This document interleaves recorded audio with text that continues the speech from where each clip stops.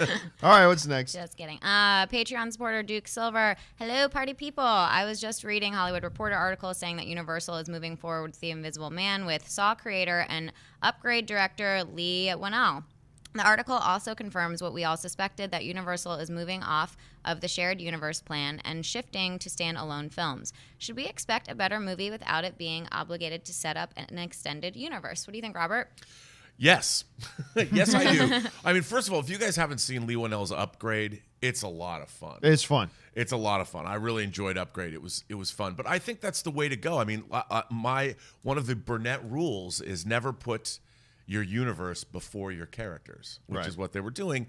And I think, I mean, Lee Whannell doing an Invisible Man movie, the last time we had it wasn't even that good, was what, Verhoeven's Hollow Man? Remember that? Kevin Bacon, and they did, showing him disappear was really cool. But I'd love to see a modern take on Invisible Man. I mean, I think Lee Whannell's the guy to do it.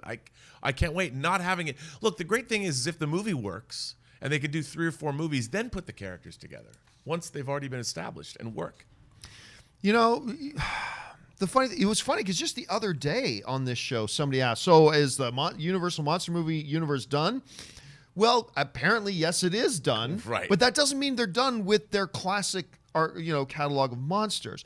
Anyway, so just to give us some context here, here's what the actual story said in the Hollywood Reporter. It said this: Upgrade director Lee Whannell has signed on to direct a reboot of The Invisible Man. The project reunites Whannell with Jason Blum, who is producing at Universal. Jason Blum is just everywhere these days. It's finally. I mean, Jason Blum should have been given the Universal monsters from the beginning. Yeah, maybe.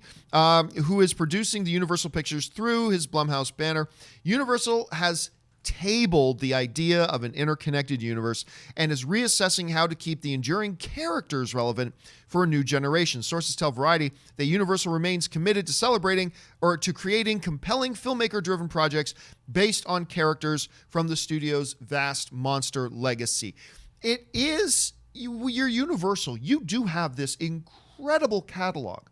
And look, I don't mind the idea of, starting out with a shared universe. I don't mind that idea. Like, for instance, I don't think it was a mistake that DC started, Man of Steel notwithstanding.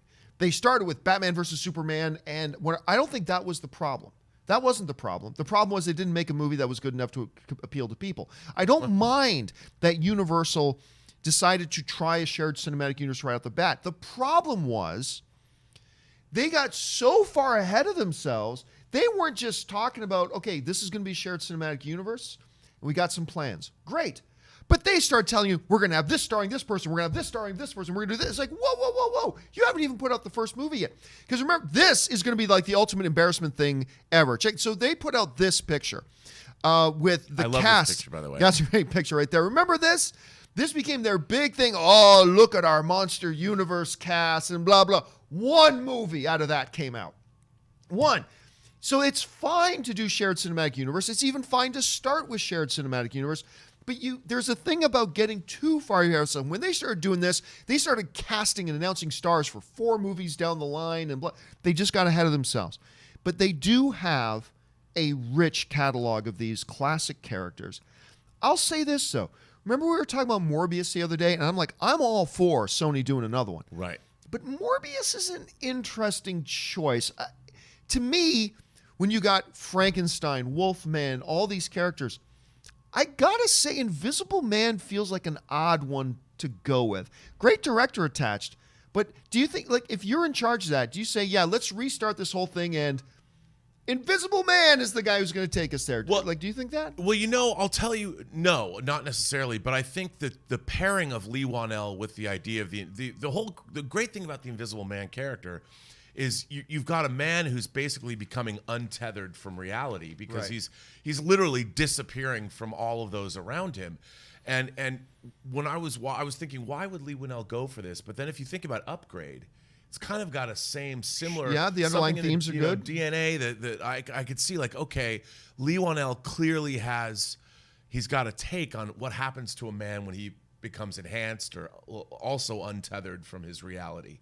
And I thought that was a really interesting choice. I'll bet he had a really good take on what to do with that character. Oh, I'm sure. So, I love it when when you can see when creatives get paired with material that they obviously clearly have an affinity for. That really is exciting to me. So I'm excited to see what he does. And by the way, I didn't think The Mummy was as big of a train wreck as a lot of other people think. I mean, it wasn't great.